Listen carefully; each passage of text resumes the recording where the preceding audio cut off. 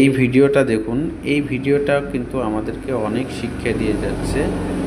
কেননা হচ্ছে গিয়ে এখানে আপনার ইমিউনিটিটা কত বড় একটা ব্যাপার। ইমিউনিটি থাকলে কত বিপদ আপদ থেকে যে বেঁচে যাওয়া যায়, বেঁচে ওঠা যায়, তারই একটা জ্বলন্ত প্রমাণ হচ্ছে এই ভিডিওটা। তো ভিডিওর মধ্যে দেখুন একটা সাপ একটা বাঁদরকে গিলে খাওয়ার জন্যে, ভক্ষণ করার জন্য যে প্রসেসটা হাতে নিয়েছিল, অবশেষে বিফল হতে বাধ্য হয়েছে।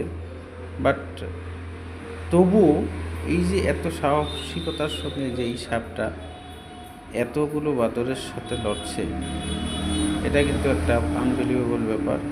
আর এটা থেকে অনেক কিছু শেখার। দেখুন অবশেষে যখন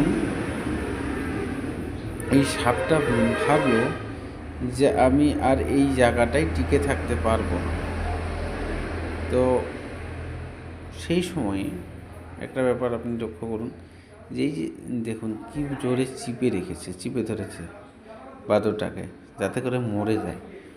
উনি পরে এসে হলেও ভক্ষণ করবে, সেরকম একটা আইডিওলজি নিয়ে এই বাদরটাকে চেপে ধরে মেরে তারপর ওখান থেকে পালিয়ে চলে যেতে বাধ্য হয়েছে। আপনারা শেষ পর্যন্ত দেখলে বুঝতে পারবেন। হ্যাঁ দেখুন, অবশেষে সাপটা চলে যাওয়ার জন্য বাধ্য, বাট এই বাদরটাকে মেরে রেখেই গিয়েছে। তো এই যে একটা বুদ্ধিমত্তা বনের প্রাণীকুলের মধ্যে, এটা আনবিলিভেবল। আর এটা অনেক কিছু শিক্ষা দেয় মানব জাতিকে। তো আমরা এটা থেকে অবশেষে একটা বস্তু শিখতে পারি যে ইউনিটি হচ্ছে গিয়ে অনেক বড় একটা ব্যাপার। তো আমরা যদি ইউনিটি হয়ে থাকি